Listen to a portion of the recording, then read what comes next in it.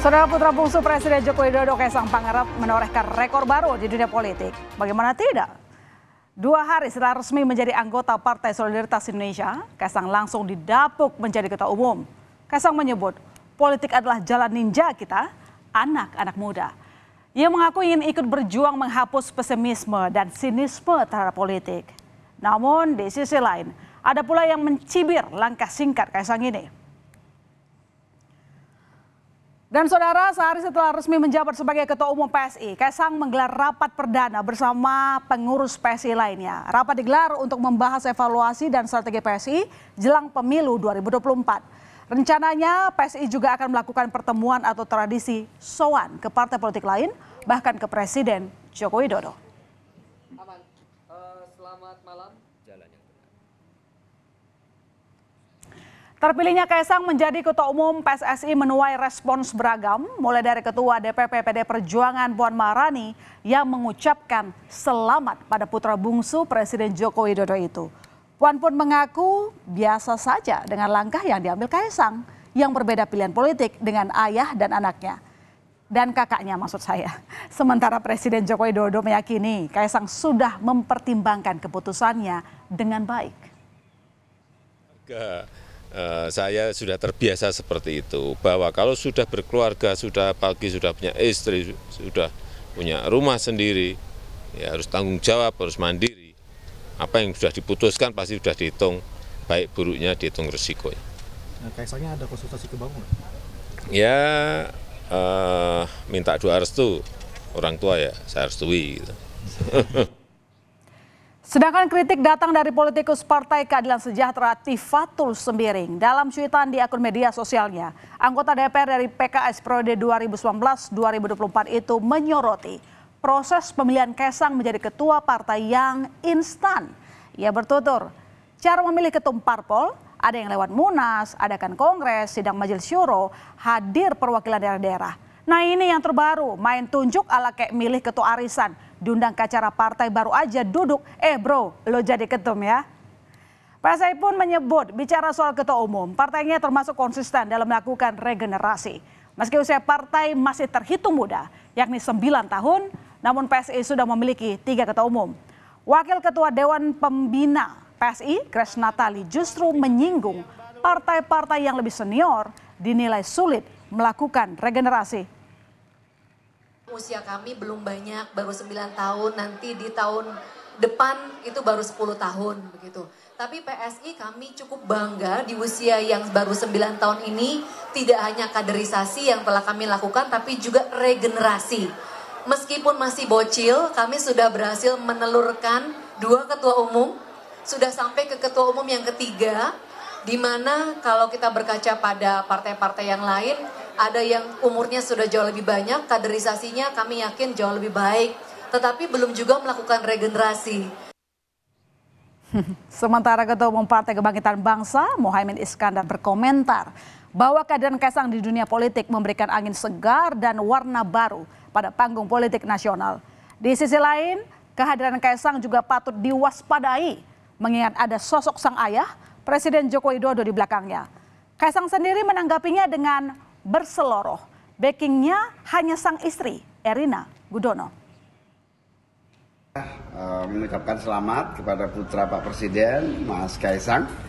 Ini akan merubah konstelasi tentu saja, di mana pilihan PSI menjadikan Mas Kaisang sebagai ketua umum ini sebagai pilihan yang berani. Dan Mas Kaisang saya kenal, dia orang yang berani juga mengambil langkah-langkah politik, dan ini tentu menjadi kewaspadaan kita semua partai-partai ini, di mana di belakang Pak Mas Kaisang adalah Presiden.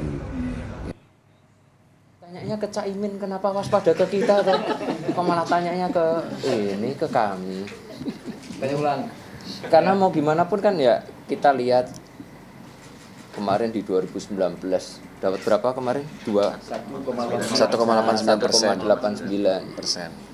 Masa waspada dengan 1,89%. Soalnya kan backingan Mas Kaisang kan Pak Jokowi.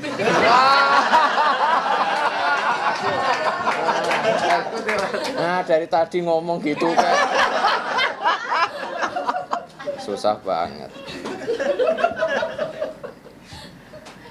Untuk sekarang backingan saya cuma istri saya.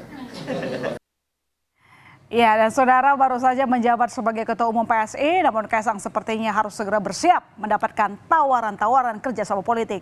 Sejumlah partai pun setelah tengah berebut perhatian dari partai yang dipimpinnya. Sebut saja PDI Perjuangan. Ketua DPP PDI Perjuangan Puan Maharani secara terbuka mengajak Kaisang dan tentu saja PSI untuk ikut mendukung Ganjar Pranowo sebagai bakal calon presiden. Di kubu lain, ada pula Gerindra yang berharap kehadiran Kaisang sebagai Ketua Umum bisa membawa PSI secara resmi mendukung Prabowo Subianto sebagai calon presiden di Pilpres 2024 nanti. Kan saya selalu mengatakan bahwa PDI Perjuangan terbuka, kami akan selalu bersilaturahmi.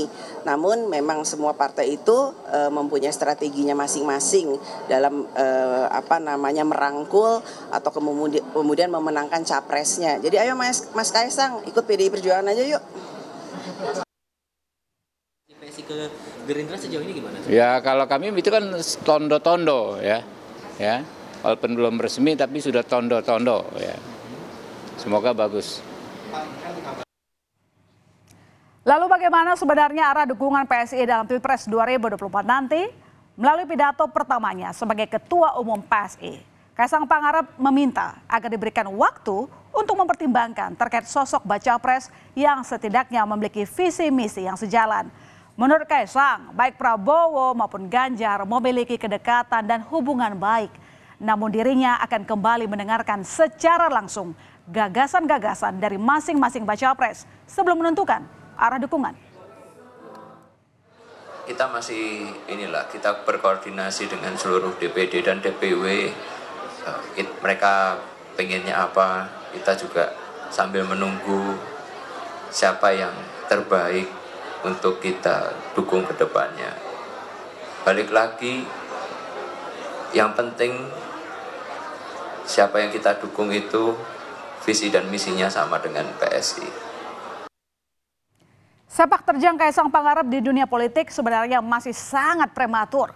Berawal sebagai pengusaha, nama Kaisang di dunia politik santer berembus setelah bermunculan sejumlah baliho yang dibuat PSI dan digadang-gadang untuk pencalonan Kaisang sebagai wali kota Depok. Namun kiprahnya di panggung politik secara resmi baru dijalani sejak Sabtu 23 September lalu, saudara. 2 hari sebelum dirinya ditetapkan menjadi Ketua Umum PSI. Selain rekor tercepat menjadi Ketua Umum dengan usia yang baru 29 tahun di akhir 2023 nanti, Kaisang Pangarep juga merupakan Ketua Umum partai politik termuda yang akan berlaga di pemilu 2024. Disinyalir pengangkatan Kaisang Pangarep sebagai Ketum PSI juga diiringi harapan adanya Jokowi Efek yang potensial untuk mendulang suara. Kalau soal singkat waktu bahwa dari anggota ke menjadi ketua umum singkat, bagi kami itu bukan persoalan.